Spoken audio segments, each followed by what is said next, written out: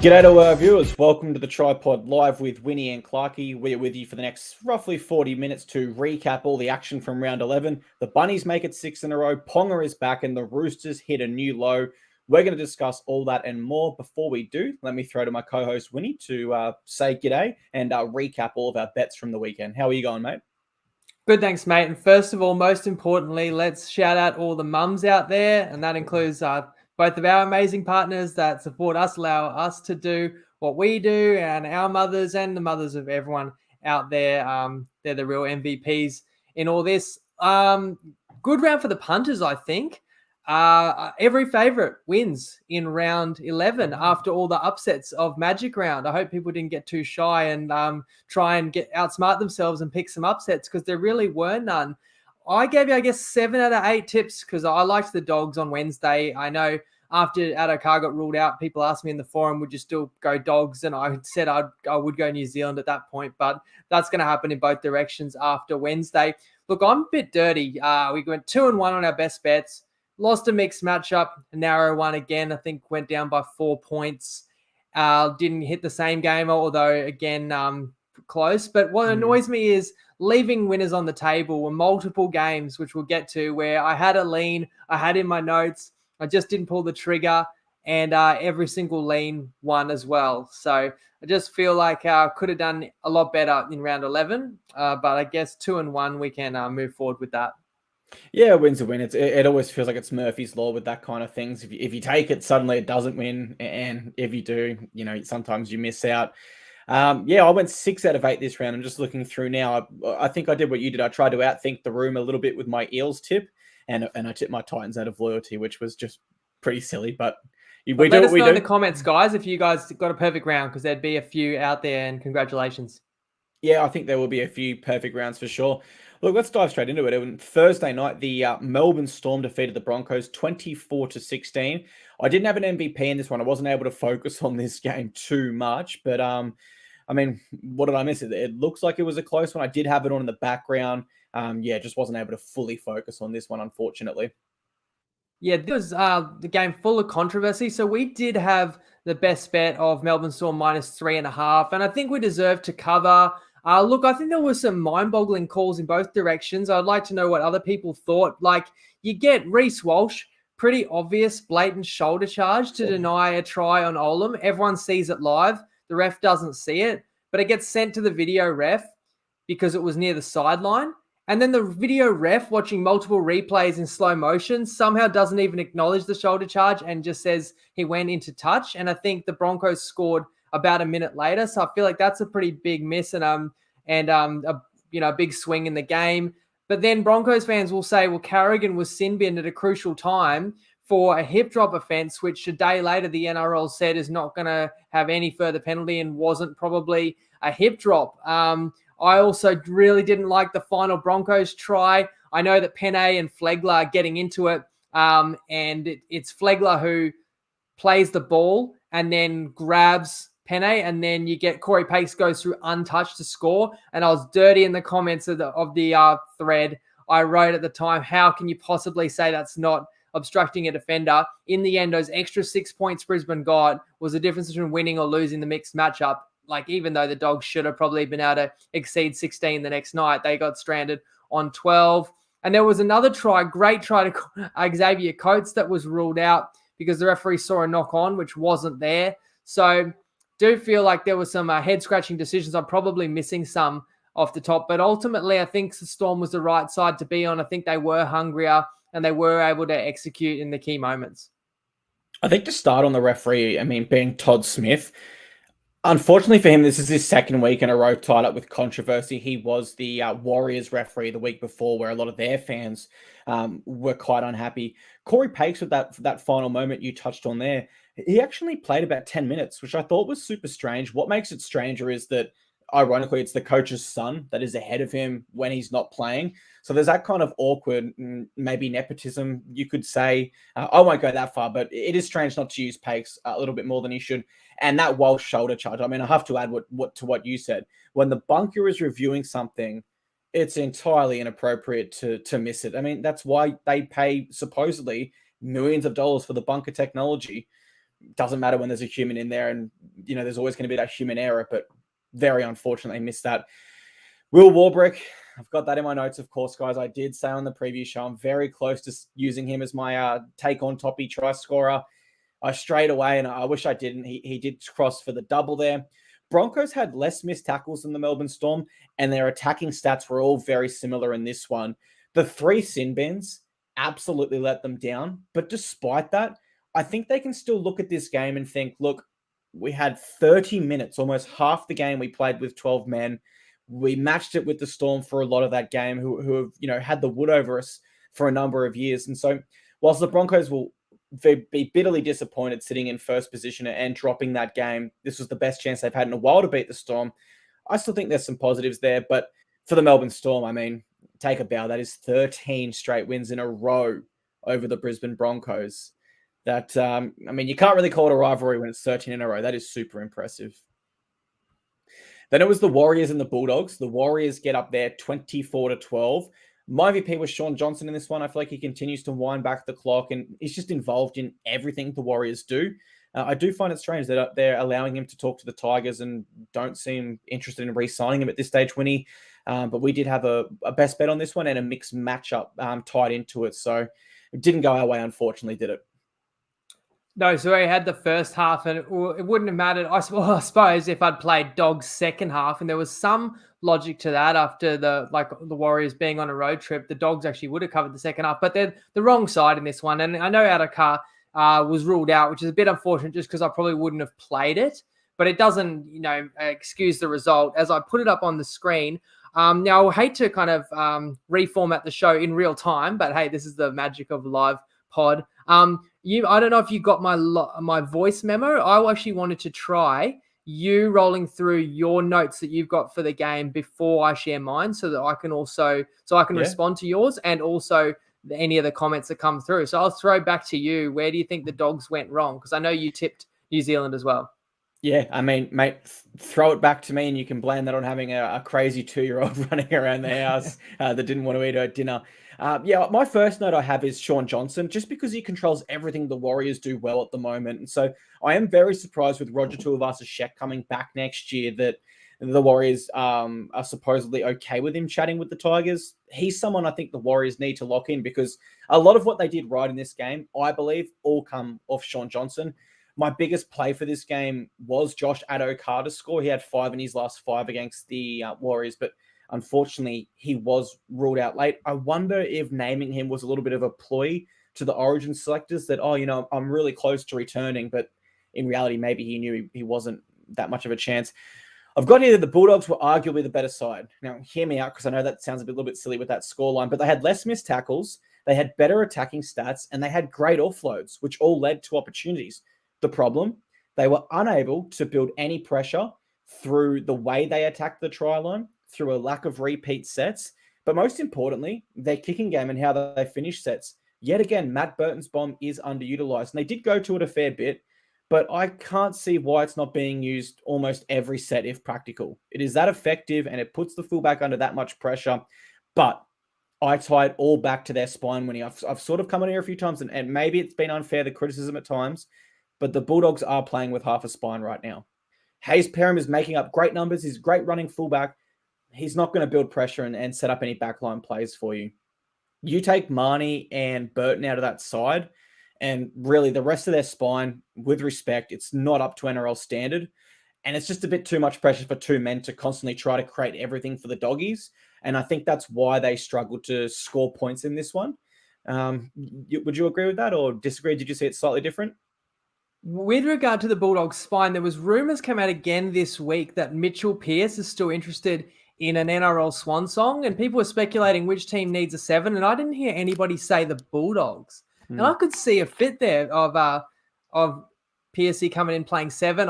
Luke disagrees with you. I will actually disagree as well to say that the Dogs were the better side. I mean, they're down 18-0 in this game. And I'm just happy I'll have to admit that I got this tip wrong, and I was challenged on Wednesday by a few people who liked the Warriors, and that I have not had a single best bet on the Warriors this season, I believe may be true. And we have gone against them probably at least 3 or 4 times, maybe around 3 times this season. And I don't think we've won a best bet against the Warriors when we've gone against them. So that means I'm underrating them. So I just have to really look in the mirror and say, what is it I can't see? Is this team, I know that they're a lot better this year, and I've said that multiple times. Are they even better than I realized? Is it a case of the Dogs really aren't very good? Because I said even in Magic Round where we went against the Dogs for a best bet, I wasn't impressed by them scoring 30 points. I think 4 of those were direct results off kicks, and you can't rely on that. And that's what comes back to the point you made, that the attack is stagnant. But I just want to give the credit to the Warriors because they got in front, and maybe the stats, will suggest that the Dogs had opportunities, but it's a different story. Once you're forced to try and chase the game, you might have a little bit more success, and whereas the opponent can play conservative footy, as the Warriors did, to just shut the game out and limit opportunities. It's a good win for the Warriors. Now they go into their bye. I suppose it probably is a bit unfair for me to say that the Bulldogs were better than the Warriors, because I am saying if they build pressure and if they correct their fifth tackle options, which are big ifs. So yeah, I probably did get that wrong actually on reflection. You're probably absolutely right there, Luke. Next, it was the Panthers and the Roosters. And I know people understand the Roosters are struggling a little bit right now, but I don't think too many people saw this result coming. The Panthers get up 48-4, and my MVP was Jerome Luai, but you've got to give a special mention to Scott Sorensen as well, who played the best game of his career. And I will say I was really close to tipping the Roosters here, as I touched on the previous show, when based on your rule that if a team plays their worst game the week before, consider taking the week after. There's that extra incentive, extra focus at training. And a lot of the time, it's the defensive grit that you work on throughout the week and the defensive structures. Well, I don't think the Roosters did that, because they go out and concede almost 50 points. The only positive here is, that stat that gets around after every time a team concedes 50, where they go, no team's ever won the comp. And the Roosters can still win the comp technically based on that stat. But the reason why I like this result for the Panthers is it's a real reminder to the rest of the comp. It's past round 10 now. We've got reads on most teams, and everyone's starting to say, as we did a few weeks ago, is this side the premiership favourite? Who do you think could be a smoke? And all these discussions start, and the Panthers have not really been front of mind. I said Sharkies, you said Rabbitohs, and the Panthers just send a reminder, hey guys, we're the back-to-back reigning premiers for a reason, and we just beat the last side that went back-to-back by 44 points. The Roosters, I go back to their attack. It did not look threatening at all. And the one try they did score through Corey Allen was so lackluster and uninspiring. I don't even look into that at all. Nat Butcher. A few weeks ago, I'm sure people thought I was a bit crazy when I said, I think he could slot into the Blues side and not look too out of place. Again, he had 61 tackles this week. The week before that, it was 51. And the week before that, it was 57. So I think he is a real shining light for this Roosters side at the moment with defensive workloads. That's just awesome. I can see James says Dylan Edwards for the Blues fullback over James Tedesco. Could you go that far? And your thoughts on this game? You put up a post on about Thursday or Friday that said, put your most bold take. Yep. And I was going to write, I would go Edwards over Teddy for New South Wales. And then I thought I'm just going to let this game play out Friday night. I didn't comment that. I thought it'd be actually a good one to put there before the game. And I think after the game, it's still kind of a bold take because Teddy is the incumbent Australian captain and New South Wales captain. And I've been actually saying to other people in the comments who have actually, I give credit to people who follow us, have said they would pick Edwards over Teddy for the last couple of weeks. And I've been saying it's not going to happen. He's still one of the first picked. I've actually flipped my opinion. I don't think Fittler will pick Edwards over Teddy, but I do believe, take this for what it's worth because I'm a Queenslander, I do believe Edwards would be the better choice. I think there's something not quite there in Teddy. He's not as twitchy this year. I think there is something to be said for playing in a team that's in good form and then taking that into Origin. You've got the connection that Edwards has with so many of those other key position players. And, Luai needed a couple of good games in a row leading up to selection. I think now he will have done enough. Hines was great today, but, you had the failure by Sharkies last week. I think Hines is going to get the opportunity in game one. So you think of it like Cleary, Luai, To'o, is Crichton in the mix potentially. I would pick Edwards, and I think other people actually agree with that. So it's probably not even that bold. As for the game, look, the Roosters got outworked. It doesn't matter what talent you've got. And of course it was poor conditions too, which I don't think suits, some of the skill position players, but you get outworked. That's the bottom line right there. And I think the Panthers really enjoyed. They kind of smelt the blood in the water and really went after them once they got on top. And we do see Penrith do that. And like, I think back to 6 weeks ago, Penrith put 50 on the Raiders. Raiders haven't lost a game since. The Raiders aren't a bad footy side. The Roosters may not be a bad footy side. It's just that Penrith can do this to you. They know how to put you really to the sword.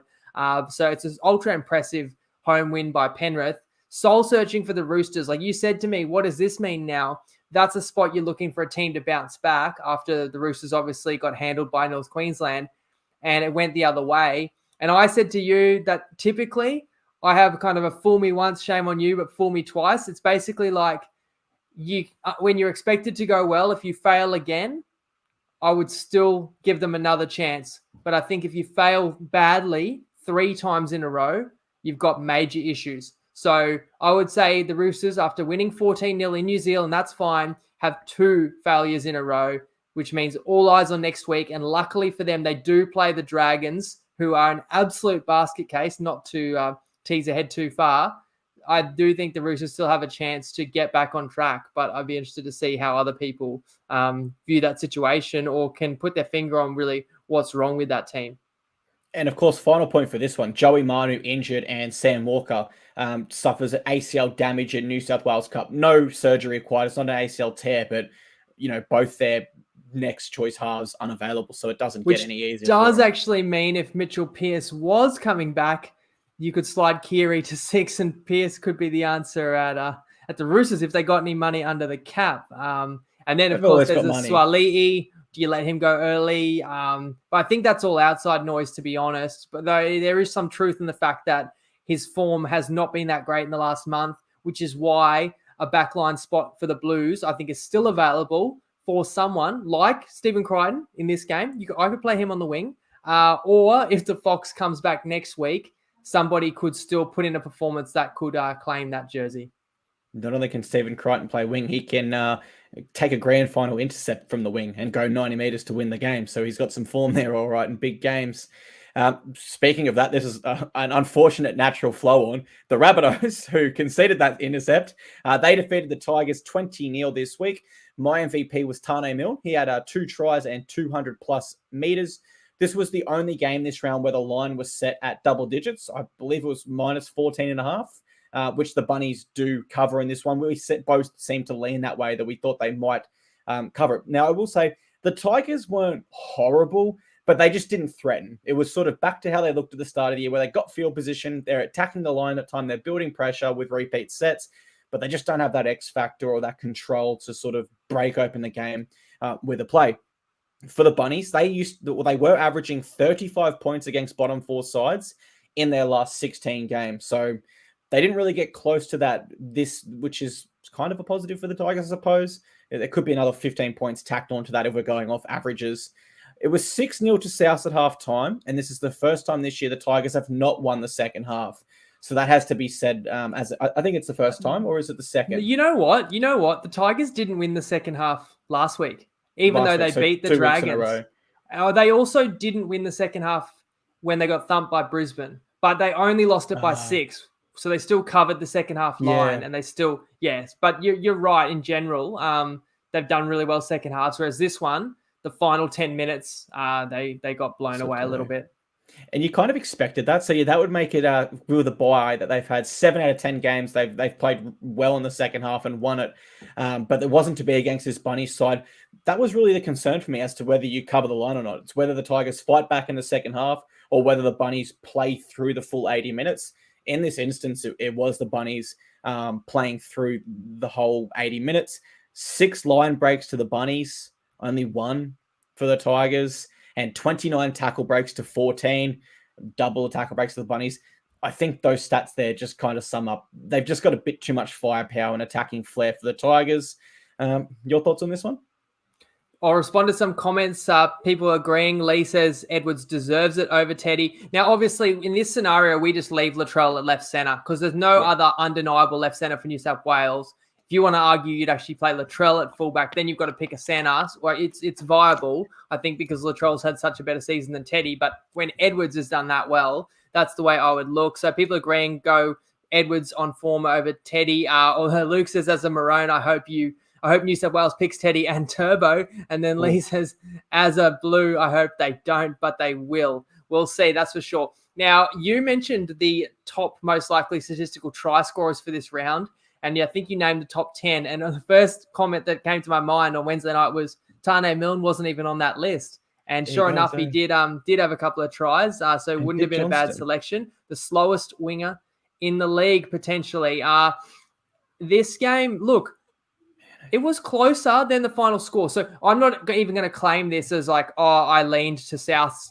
I should have won that. I did say I'm definitely not going against Souths. And if I had to play it, I'm laying the points. But I didn't talk anyone into that as a tip. I would have been perfectly happy to see the Tigers cover the line. They probably deserve to. I don't know the exact minutes of the tries, but in my mind, I want to say it was 8-0 to the Bunnies with like under 10 minutes to go.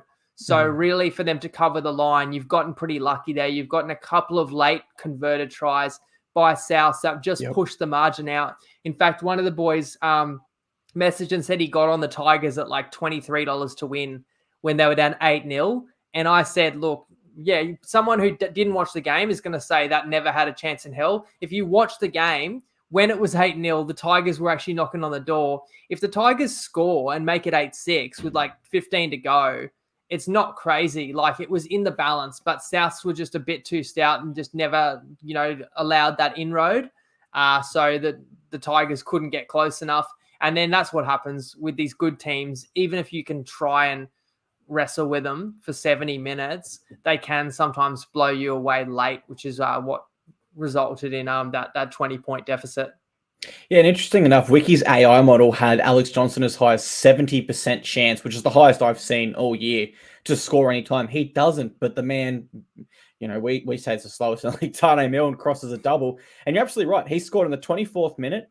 Then there was no other tries until the minute 72 and 74. And one of those was through Latrell, and it was quite, I won't say lucky because he was following up the play, but it was a bat back to him to, sort of just put that ball down and score. So we thought it'd be a tough one to play on the line, and absolutely it was, with Rabbitohs just scraping ahead at the 74th minute. Next was the Cowboys and Dragons in Ben Hunt's 300th NRL game. My MVP in this one was Heelan Lukey, who someone come to me with a hot take a few weeks ago, actually, and said, I think Heelan Lukey is better than Jeremiah Nanai. And I said, I've got to disagree. Once played for Australia, once played for the Maroons. And maybe this game was a glimpse into what that person was seeing and just how damaging Heelan Lukey can be. We'll start with the Dragons. And straight away, the culture was not in place for them to win this game, because Ben Hunt had a 300th dinner that every player and every coach attended, and all his friends and family. Some drove over 11 hours to be there for his special dinner to congratulate him. I believe he's like the 36th player to ever do it. It's a remarkable feat, playing 300 games. You know who wasn't there? One single Dragons exec. Not one person from their board was there. And I just think that's really, really poor. Like, maybe if you can't get representation from the CEO, fair enough. Maybe he's tied up with other things. But come on, guys. A board member to give a speech and say how important he is to the club. And I thought that was really poor if that story is confirmed, which News Corp reported. But this game, moving on to the Dragons on the field. Sorry, Dragons fans, I got to get this out. This game just sums up everything that is wrong with the Dragons right now. Great side on paper, great moments throughout, some nice touches and some great tries at moments, but then just too many moments of just stupidness. And it's a harsh word, but there's no other way you can sum up some of the decisions they made in defense and with the ball in hand. It was disastrous.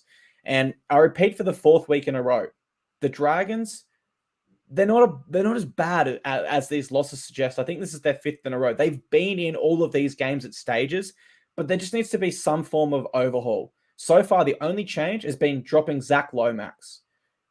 Hardly going to spur the results that this side needs. They're trialing with Ben Hunt at 9, but they don't stick with it. I keep saying it. They need an overhaul of that roster and some serious changes around the spine, forward pack, bench, maybe everywhere. Or they need to move on the coach, because something's not working here. And this side is so low on confidence that it's going to be very hard to tip them for the rest of the season, unless something changes drastically. For the Cowboys, got to give them a wrap. They picked up right where they left off in Magic Round. They were fantastic. but their spine did only create 25 tackle breaks, 10 line breaks, Winnie, where they went straight through untouched. Now, that is the closest line breaks to tackle breaks stat I've ever seen since I started covering the sport, which I think does kind of sum up the Dragons' disastrous defense. Final thoughts. I just feel sorry for Ben Hunt. I feel like he deserved a little bit better in his 300th, and 2 of the last 3 games played at Queensland Country Bank between these sides included a field goal. So the history was there for this to be a close one, and it just wasn't to be for Ben Hunt. I felt terribly sorry for him. So did I. This should have been. And the only reason I didn't play the Cowboys with the line was because of Ben Hunt's 300th and me thinking they're not playing for the coach, but surely they'll play for Ben.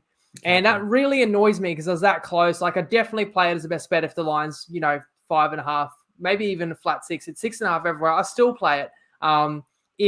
If not for just thinking there's one possible reason that the Dragons could get up. So when the game kicks off, I want the Dragons to prove me wrong. I want them to make it a close game and not make me regret not pulling the trigger there. And this is what I want to say about this game. All right, Cowboys scored 42 points, won the game by 20. They were not impressive at all. In my opinion, this result is all about the Dragons. I really feel like the Cowboys did basically nothing and had the game handed to them. And I really don't want to go moment by moment because there's too many. If you guys want to throw out in the comments, but it was one of the most disgusting performances I've ever seen. I've never seen this degree of self-sabotage by a team. The Dragons, and I know you're going to look at it and say, oh, they scored 22 points. Like, they might not have gone that bad. A couple of these tries they got late where they're just caution to the wind. After scoring the opening try, I cannot tell you how many times the Dragons shot themselves in the foot.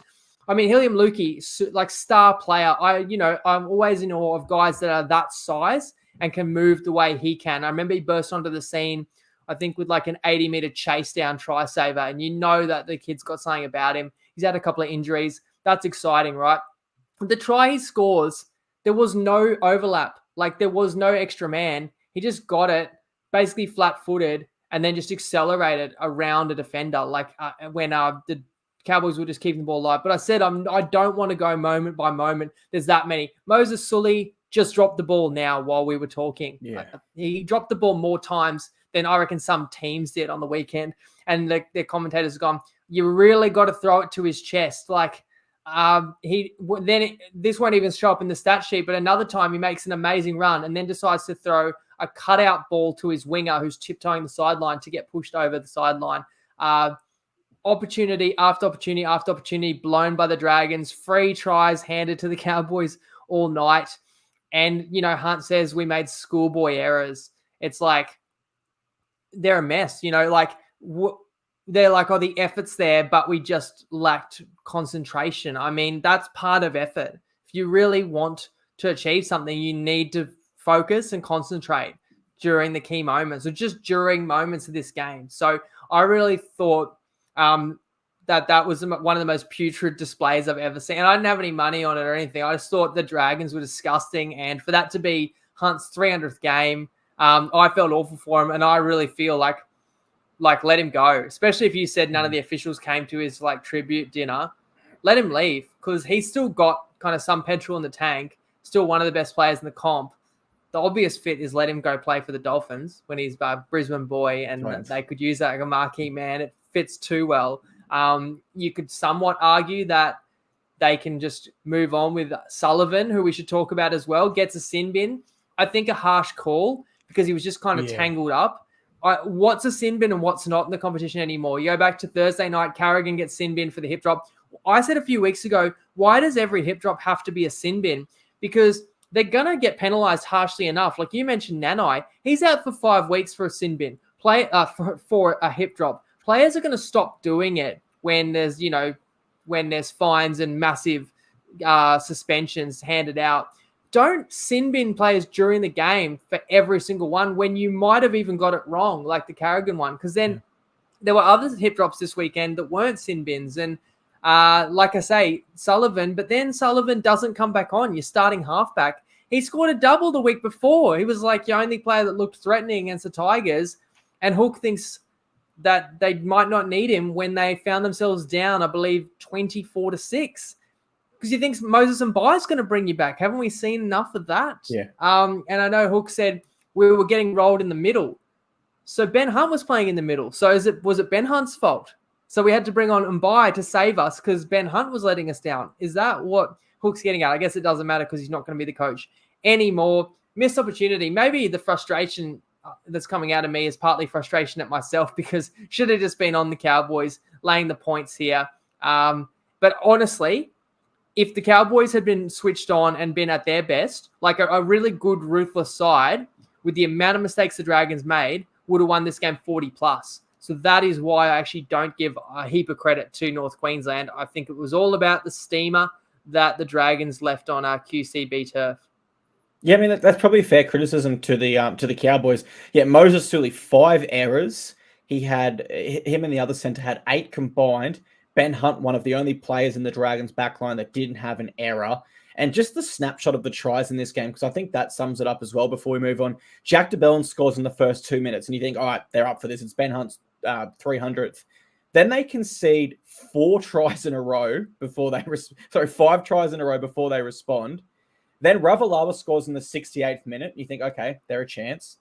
Then Moses Suli drops it, and Kyle Feldt scores at the 71th minute. Then Moses Suli scores himself in the 78th minute. And then they can't even hold on 2 more minutes. Thomas Dearden scores in minute 79. And that was Moses Sully spilling it again and handing another try on a silver platter. We've got to move on. Oh, sorry, Dragons fans. It's unbelievable. Ben Hunt, come to the Titans. We'll have you any day. Saturday closed.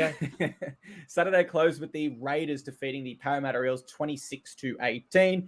My MVP was Jamal Fogarty. Had a 40-20, 2 try assists, kicked really well on this one and controlled the game, opposed to an Eels side that you could noticeably tell were missing their first choice halfback in Mitchell Moses. Moment of this game was the flare-up between Corey Horsburgh and Ryan Madison, where Horsburgh was sin-bin for that punch. Now, if you guys go back a few years, Madison at the time did somewhat of a hip drop before it was a hip drop on Corey and broke his foot, Liz Frank injured his foot. And that was the game where Corey was crying as he came off and gave the fingers to the crowd. So there was obviously history there, and it spilled over in a big way. I will put my hand up and say I got this tip wrong. I went the Eels here due to their ladder position. I thought they'd be a little bit more desperate and maybe spring an upset here on a Raiders side who might have been comfortable with 4 wins in a row. But happy to say Ricky's men proved me wrong. They make it 5 in a row. Really impressed with the Raiders. Now, I was going through the stats before this one, Winnie. Their points differential is 18 different to the Dragons. Only 18 points difference. And you look at where one side is on the ladder and where the other is. And that's why you've got to commend the Raiders. Glass half full says, they're only winning these games by close margins. But glass half empty, sorry. Glass half full says it doesn't matter because they're winning. And that's what's commendable. They are finding ways to win in tight games where other sides don't find ways to win. And I think that's really commendable. And it shows that this Raiders side do play for their coach. They do play for Ricky Stewart. Absolutely. The Eels record drops to 3 out of 17 at GIO Stadium all time. So there is a real advantage to GIO Stadium as a home ground. I'm absolutely telling you that because I live in Canberra. I was getting a tattoo on the weekend in my friend's shed and I was shivering the whole time. Just like shivering like this. That's how cold Canberra is. So I'm absolutely going to factor that into my tips moving forward when the Raiders are at home. I don't know about you, if you would consider that, but your thoughts on this game? I do. I think Canberra playing at home at night, especially in the middle months of the season, is a real advantage, especially against teams that might not be from a similarly cold climate, for sure. So I definitely factor that in for the Raiders being favourite, and I was that close to making the Raiders a best bet in this one as well. And I think they did enough to win. They were really impressive. So we got to give them so much credit because, as I say, 5 wins in a row, and I think they've had a bye in there too, potentially. So, well, I can't recall if they have, but they did get 50 or 53 put on them by the Panthers, as I referenced before, on a Friday night, which was their low point. Then they sprung the upset on the Broncos, and then they've won gritty. But it is crazy, as you say, their points differential might not be that impressive because they did cop that flogging. And I think this 8-point victory was their biggest winning margin of the season. So they haven't comprehensively beat anybody. They deserve to win this one. I thought that it's funny, I thought they were super disciplined all night. high completion rate. They never gave the Eels anything easy, like never like sloppy penalties or in an aggressive game, never like a cheap high shot or lazy high shot basically all night. The one moment they didn't have the discipline was the Horsburgh. Like, look, he was kind of just more trying to palm Madison in the face. I recall the incident you're talking about from years ago clearly, but I had forgotten that was Madison. So I forgot the bad blood there. And maybe that is what fired him up a little bit more. And I reckon his name being thrown around in Origin talk, he's maybe got to him a little bit. It wasn't his best game, but he brings that aggression for sure. But Brad Arthur was complaining about the refereeing and saying, it's a 10-3 penalty count against us. What chance are we and stuff? Like, I thought the Raiders were more disciplined. I think you look at some of those penalties and you get a cannonball tackle from Paulo. Like, it's an easy penalty. You get the hip drop from Simonson, although, again, these are debatable. We don't have to litigate every ruling on these. Look, a couple of soft high shots where it's maybe more of a smack across the chops and they're called penalties. I know there's one Arthur hated where Tapane dropped the ball and it was called a high shot and there was very little in it. But if the contact's there, I feel like the Raiders weren't guilty of the same against Parramatta. So I think that the Raiders were just incredibly hard to beat down in Canberra. And I actually think, as you say, like the Eels definitely missed Mitchell Moses. Jacob Arthur was not offering really any threat at the halfback position. Come out second half where the scores were level about 8-8 second half, and Arthur, I think, kicks out on the full or a super shallow kick from his own territory, and the Raiders actually score back-to-back tries basically off being invited into Parramatta's half, and the Raiders controlled the game from then out. So Parramatta, on the other hand, instead of blaming the referee, they didn't hold the ball enough, and so if you're going to lose the penalty count and complete like under 70%, against a strong physical Raiders side that completes like closer to 90%, you're no chance of winning. So I actually was impressed how tough Para was to kind of stick reasonably close. They even blew an opportunity late to potentially score again and make a grandstand finish. But it's tough for Parramatta because it's another close one in the season. There's something like only a 4-win, 7-loss record at this point, and it's going to be tough sledding from here. Yeah, so 4-7 record. They're a side that hasn't had the bye yet, so I suppose that might be in their favour. But I think there'll be 3 byes across the season. Theirs seem like they're going to come later in the year. But completely agree with you. 12 errors I've got here and 10 penalties conceded. Raiders had the 9 errors and only 3 penalties. Like, you've got to look at yourself when that happens. And as for Jake Arthur, you're right. I just think he was lacking a little bit in that position. He drops to a record of 2-7 when starting at halfback for the Eels. And I did love that question from Bailey Campbell saying, where's Para going this year? Because I look at their win over the Panthers and I think Para are still a side that can beat anyone on the day when they're fired up and when they want to. But the problem is, being in the grand final last year, if you want to be a serious title contender, we know you need to finish top 4. And with a 4-7 record, they're a long way off the top 4 this year. And arguably, they're probably too far from the top 4. Top 8, I can see them still coming around for. But they've just let too many close games go, particularly that stretch where they versed all the teams off the bye and were just losing them. And, I mean, what do Para want to be at this stage coming off a grand final loss? Do they want to be a side that makes the finals and might win week 1, might spring an upset week 2, but doesn't go any further than that? Or do they want to finish in the top 4 and be a genuine title threat again? I think it'd be the latter. I don't think they can get there, and so I think it will be ultimately a disappointing season for Eels fans. I mean, you're getting Moses back and Campbell Gillard. I know that was a bad groin injury, but if he comes back in a few weeks, then, as you say, they're ceiling. They're still a really good side. But remember on Wednesday, I said another team that has real top 4 credentials could actually be these Canberra Raiders. After such a bad start and you felt like it's not going to be their year when they lost by a narrow margin, multiple games early in the year, now that they are complete and the Raiders are not dealing with any significant injuries, they're a legit threat to the competition, and they're going to keep riding this wave. Yeah, they sit in 6th place at the moment. They go next Sunday here in Canberra again against Manly. I think that's a very winnable game. They could be 6 in a row before they head up and face the Bunnies at a core stadium. Imagine if Bunnies win next week. It'll be 7 win streak versus 6 win streak. That'll be the most win streak we've had this season in 2 teams facing off. Knights defeated my Titans, unfortunately, 46-26. Had to go Kalen Ponga for my MVP again. Of course, my team plays him back into form, but it is Origin time. I mean, he was a different beast. 3 tries this, scored 1 himself. And I'll just say, as a Titans fan, that genuinely may suffer from PTSD at this stage. I talk all the time how much I care about this team. Once the Knights scored that try with 1 minute to go in the first half and it went 12-all, I just knew it was over.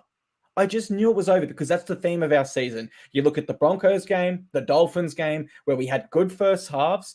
Then we have late tries conceded in the first half. And for some reason, we cannot reset our attitude and get back into the game. And I'm not joking when I say this. The team needs like a psychiatrist or a mental health specialist or a specialty coach to help them understand, like, why do you guys drop your head so much? It's one moment in an 80-minute game. But the theme just seems that once we face a bit of adversity, we just barely can recover. We have in some games, but the majority is we can't recover. And we were going for 3 wins in a row here, and we failed. And this would have been the first time in, I think, like half a decade, 5+ years. I think we're going back to like 2018, maybe 2016 is the last time we won 3 in a row. So what can you say? What I can say for the Knights is it was great considering they were all over in Bali drinking and partying the week before. Source Fox League. In the end, that turned out to be one player that went over there. So I almost feel embarrassed I even mentioned that on the show, if I'm absolutely honest. But it is definitely another team that performed well off the bye. And we go back to our opening preview shows. I know you and I were very interested in that data, getting around this mark where we can see how do teams go after the buys. So the data at this stage is 8 teams have won, 2 have played well but lost, and only 1 team's shown up poorly after the bye, I believe. So for me, it's certainly something I'm going to be looking at moving forward. The Dolphins had the bye this week. We know they're a tough side. I haven't looked at who they're playing, but I probably will tip them if I'm being absolutely honest. But yeah, great work by the Knights. Fantastic. Better side won. Absolutely. No complaints from me. Strange stat to finish things off. Well, 2 strange stats, really. The Titans have scored 26 points for the last 5 weeks in a row. So if anyone says, how do you beat the Titans? Just answer. You just got to score 27. That's it. And Knights versus Titans home ground side has won the past 11 in a row. So the next time these two meet, if it's at Gold Coast, I'm going Gold Coast. If it's in Newey, I'm going Newcastle. Your thoughts on this one? Yeah, so we had a best bet on this. We did take the Knights plus 1.5. They were slight underdogs on Wednesday. I said all the favorites won. That's because within a day of that, and I honestly don't know, did our best bet have an influence? Like, we've seen it happen before because there was no other key player news, but by kickoff today, the Knights were like $1.75. So depends how you look at it in terms of your tipping comps or, when you put your multis on, basically, if you call the Knights. But I would definitely say consensus, they started as a favorite, which means every starting favorite did win this weekend. But we got the Knights before they were favorite on Wednesday. In the end, obviously, that didn't matter. The reasons remain the same. Off the bye was a big factor. The beat up around they went to Bali, and I kind of put my hand up because I repeated it a week ago just because it was believable, but it was just one player. And then once I realized it was just best and all that had been made of it, you knew he'd have a big game. And sure enough, he had a double. I definitely appreciate what you're saying about these late tries, letting in that try right before halftime, kind of letting the air out of the balloon, and that kind of here we go again. I also did feel like, don't be too hard on yourself. I know that Dolphins loss still hurts, and I know this is a 50-50 game on paper. Like, this is a winnable game, and you want to win. What did you say before? You haven't won 3 in a row since when? I want to say 2018. I want to say it's 2018. You definitely. You guys won like the final 4 in a row in like 2020, and I'm sure you probably won. You won the final 4 games of the season and just missed the finals. And then the next year you made the finals. You definitely won 3 in a row, at least at one stage. So it's not as grim as you're saying, Clarky. I'm not looking at the ladder right now, but you may still be in the top 8, if not you're in touching distance. This was a tough spot. As I said, like, you got basically the Titans grand final is hosting Brisbane, which was a month ago. And then you get the brand new derby against the Dolphins and what a physical and emotional toll that took at Suncorp. Then you go down to Manly and your manhood is challenged and you fight them in tough conditions and you get a tough road win. Then you come back to Magic Round and you play Roosters, who are preseason favourites. Sorry, no, I'm getting my Queensland teams mixed up. You play the Eels, Eels. who were the grand finalists, and you fight them all the way down to the wire. And now you got to go away again and play a team that was cooling their heels and that had a much needed bye. There was only kind of, I know it's easy to say in hindsight, but it was an incredibly tough situation. And it was not surprising at all to see the Knights accelerate away from you in the second half. And I can say it in hindsight because I tipped it. It was a best bet. And another thing I said on Wednesday, don't forget that the Knights are missing Brimo. I think someone has commented that as well. They need Brimo. We always forget when a team wins and think that they don't need guys who are out. The Titans need one of their best players. Yeah. What else did I say? Don't forget about how good Kalen Ponga is. Everyone criticized him after the Eels loss because he missed a bunch of tackles. He had a shocker of a night. He still does things that very few people on the planet can do on a rugby league field. He broke this game open. I don't think they would have needed him, as I think they were going to get over the top of the Gold Coast in the second half regardless. But it was with Ponga's fingerprints all over it, with line breaks and try assists that really, broke the game apart and made sure that the Knights were going to get the 2 points this afternoon. The other thing for Kalen Ponga is he's not only the highest paid player in the game, so there is a level of criticism that comes with that. From a Titans fan perspective, I think Dave Fafita over the years, Ash Taylor when he was on a mill with us, but there was just no fitness there because he didn't really have too much of a preseason. It was halted by injury. Then he came back and got injured straight away. I think he made a great decision over the bye to train the whole time and build up that fitness. And I mean, he was in the game for the full 80 against us, and absolutely agree with what you're saying. Some of those tries where he just spots one of our forwards, not quite working hard enough in the middle, and it's just immediate bang, quick step on the inside, super quick takeoff, 80 meters before you know it. Then he's tricking the fullback with the dummy and scoring himself. If I wasn't a Titans fan, it would have been fun to watch. That much I can say.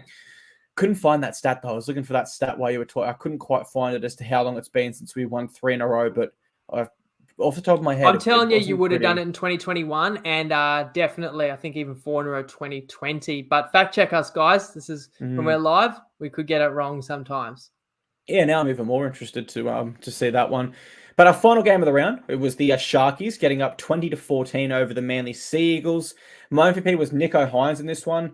Wasn't his best game, but it was still a solid game, and I thought that was interesting because he's been the MVP more times than Luai has this year, and it's kind of a consistency throughout Hynes' game, whereas Luai has kind of petered. He's just been doing his job, and then bang, had the one really good game this round. So interesting how that plays into the Blues selectors' minds.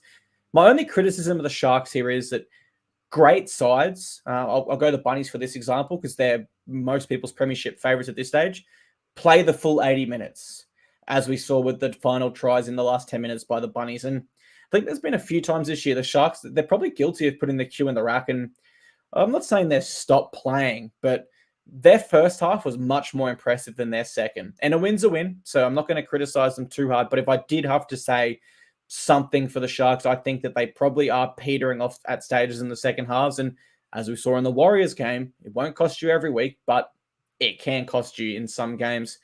On the other side of the coin, though, you do have to recognize Manly's fight there. As I say, they are trending down for me in the last few weeks. I haven't been too impressed with them, but they did have a good attitude to stay in this game and fight against a classy Sharks side. 11 penalty count for the Sharks is another negative. Now, if they were playing a top 8 side for this game and they play that way, I think the Sharkies probably do lose. Just based on that 11 penalty count and the fact they didn't play their best footy in the second half. But I will wrap their goal line defense because Manly were attacking their line a lot and their scramble was really, really good. They stopped at least, I want to say, 6 maybe potential tries just by scrambling and fighting for every tackle, which was a great side. Manly need Josh Schuster back. He's not the be-all and end-all. He's not the most important player you'll ever see.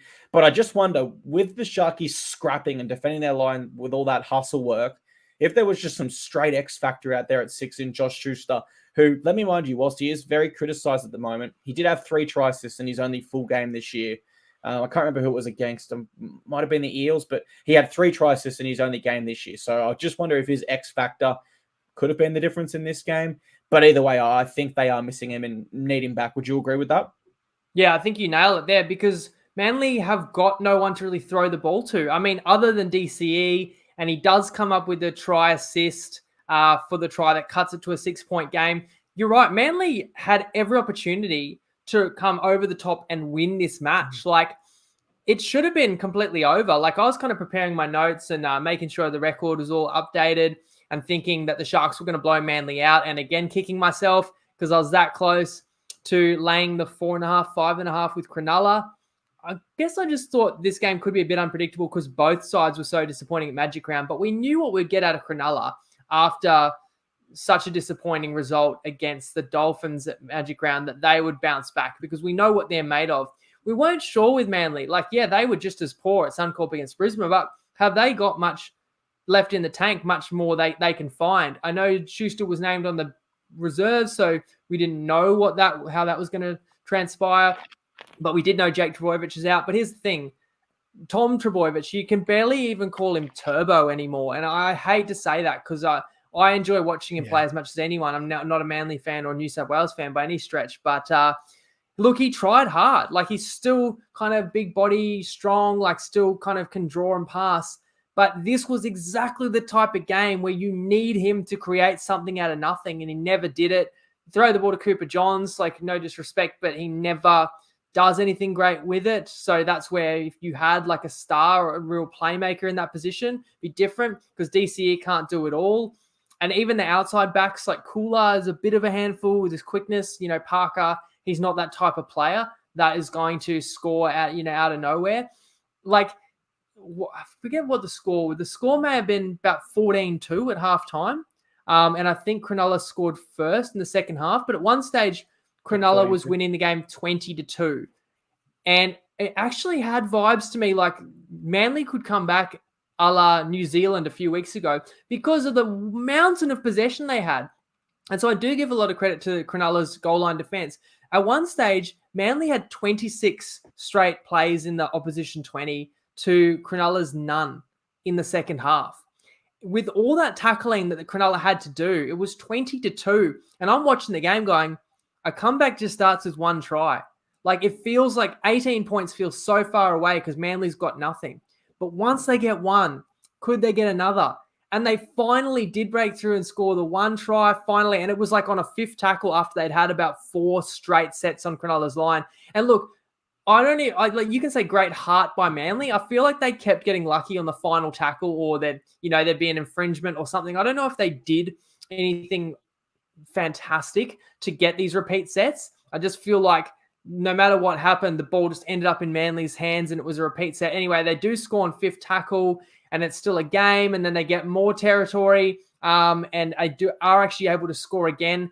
And so they're within 6 points, and Sharks had to be gassed. Like, all the fatigue had to be in the Cronulla legs. The opportunity is there, but Manly couldn't grasp it. It comes back down to the fact that they don't have a killer instinct. I'm not sure if they're that well coached, and their best players in their key positions aren't performing outside of DCE, so they couldn't take it. So I think Manly was disappointing. I think people shouldn't give Manly a pass and say, losing by 6 to Cronulla is a decent effort. I thought Manly were poor, given opportunities when you say penalties and errors that were handed and field position, that a better side actually would have grabbed that with 2 hands and probably comes over the top and wins. As for Cronulla, that was pretty gritty to be able to defend. It's easy to say, well, they should have kept attacking. They didn't score any points in the final 30 or 35 minutes, but they just had the whole rest of the game was played basically under the shadows of their goalposts. So in that situation, you've got to be tough. Cronulla were, and so they get back on track. I think you're right when you say Manly aren't the best coached side right now. And, there were other NRL teams interested in Seabold, but the Broncos gave him such a scathing review that the other team actually was not keen all of a sudden. Of course, their assistant is Shane Flanagan, who we know wants to return as a head coach. But I did get the feeling Manly will come back only because of this stat here. With this win, the Sharks have won 8 out of their 50 games ever at Brookvale, and only 2 from their last 9. And I just feel like that's such a crazy stat. I thought it might factor into it. Tom Trbojevic is just not himself this year, and the stats from previous years say without him, Manly lose about 66, I think it was, % of games. It was near 70%. And you go through his stats, he didn't have any attacking stats besides 2 offloads. So that's no tackle breaks, no line breaks, no tries, no try assists. And he took 23 runs for 191 meters with 6 tackles, 4 missed, and 2 errors. That's just not Tom. That's just not Turbo. And so you think if when he was at his best in previous years, they lost 67% of games without him, and he's not at his best now, how much is that playing into these losses? His brother, they're 6 out of 6. They've lost all 6 games without him in the middle in recent times. So that we know how important His he brother is as Jake, well. of course, because Jake Burbo's there. Jovovich. But Yeah. yes. Oh, sorry. Yes, I forgot his other brother plays. Yeah, so Jake Jovovich, there's 6 of 6 without him. So let's finish this with a question. I'm going to put you on the spot here. Do you consider moving Ruben Garrick to fullback, Tom to the centers to find a bit of confidence, and just bring Christian Tupolotu back in for that wing spot? Would you consider that, or are you keeping Tom at fullback? I actually would consider that because Garrick could actually offer more at fullback at this point. But that stats don't always tell the full story. But I just feel what you said then so indicative of he's trying as hard as he can. 23 runs, 190 minutes. What you can't fault is his effort. But how could Tom Trbojevic have 23 runs for 0 tackle breaks? Like that just tells you he's not the same player and he doesn't have that speed. And funny you mentioned, would you slide him out onto an edge? He ended up there. He ended up on the left wing.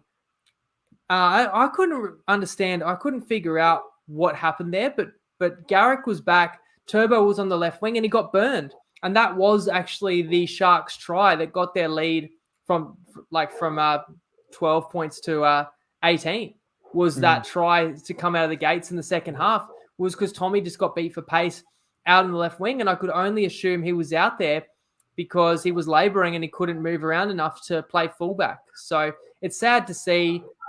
I'd be shocked if he gets picked for New South Wales, and it wouldn't be the right thing to do by his club because they need him so badly. As you said, the stats basically are when he's at his best, they're borderline top 4 side. When he's not at his best or not there, they're borderline bottom 4 side. It's such a stark contrast.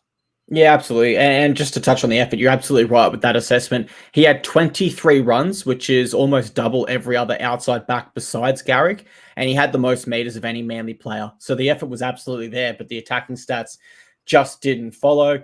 We're approaching that 1 hour mark. That's about all I've got for round 11. Have you got anything else?